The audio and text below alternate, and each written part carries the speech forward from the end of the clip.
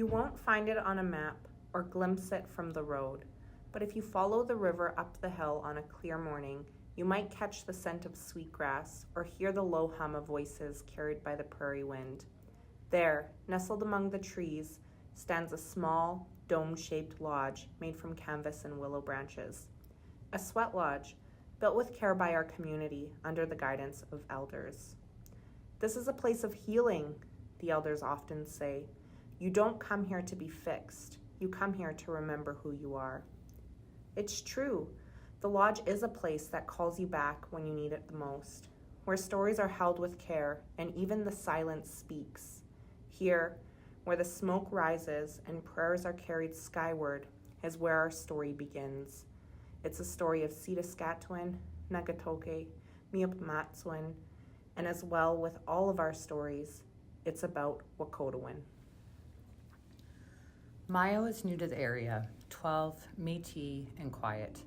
She carried her Cookum's teachings in her heart, but hadn't found many places to share them. One of her teachers noticed how withdrawn she was and gently suggested that she check out a local program called Diamond Willow Youth Lodge. There she met a few other kids who reminded her of home. They didn't ask too many questions, just offered her a seat in the circle. Over time, Maya noticed that she wasn't the only one who had been separated from her family and community. In truth, Maya had noticed that some of the kids didn't even know where they came from in the first place. But in this space, none of that really mattered. Not knowing was a part of what brought all of them together. One afternoon, while a group of young people were busy sewing ribbon skirts, someone mentioned that they had recently attended a sweat lodge ceremony. Maya immediately perked up, listening carefully over the sequence of sewing machines. You should come, even if you don't go in, they said. Just come sit by the fire. Sometimes listening is enough. So Maya came. She sat by the sacred fire where the grandfathers were heating up, glowing red under the watchful eyes of the firekeeper. People offered tobacco and smudged with sage. She could feel that the air was heavy with intention. The elders welcomed everyone with a soft voice and a strong presence. This lodge is ceremony. You don't need to know it all. You just need to show up with respect and humility. Inside, we are all equal. Noden was there too, a boy who used a wheelchair and often felt left out in public spaces. But here, space had been made for him, physically and spiritually. Raven, a young mother known for always arriving late but never missing a day, came hurrying up the pathway, her arms overflowing with more than she could carry. Her two small boys trailed close behind.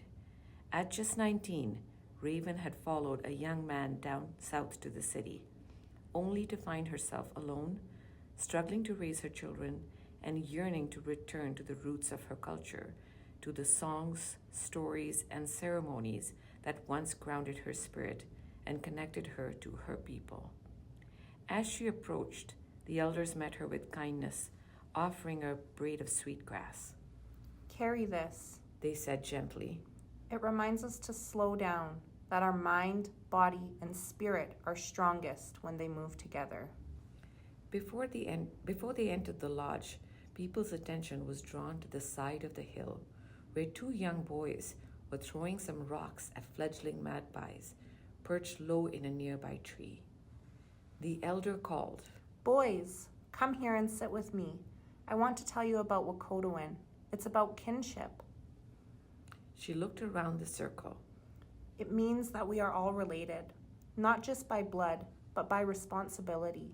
The trees, the animals, the wind, all of us, we're bound by relationship. That means we don't turn our backs on each other. We treat the land and all of our relatives with kindness and respect. They're all a part of us. Wakotowin reminds us, when one of us hurts, we all feel it. And when one of us is lifted, we all rise. Noden blinked, unsure. Maya stared at the fire, feeling something stir inside of her. She remembered her Cookum telling her the same thing once, that even the moss on the rocks was a relative, deserving of care. When it was time, each of them quietly entered the lodge, shuffling around the circle, finding their place. Inside, the heat hugged them, thick with prayer and nervous anticipation. Soon the grandfathers sizzled as water was poured over them and steam rose like breath from the earth. Songs were sung. Prayers were spoken in Cree, English, and in quiet tears. In the dark, no one saw your face, but everyone felt your spirit. Noden spoke during the third round. I always thought I didn't belong anywhere. He said, voice shaky. But in here, I feel like I do. In here, I'm just like everybody else. You're exactly who you should be, and you are stronger than you think. The elder said. You always were. That's Wakotowin. After the lodge, they sat by the fire, wrapped in blankets, passing bottles of water and individually wrapped bologna sandwiches. Maya looked around the circle at Noden, Raven, the elders, and many others she didn't yet know by name. She felt safe. She felt seen. She felt part of something. Later that week, back in Diamond Willow Youth Lodge, Maya asked to use some art supplies.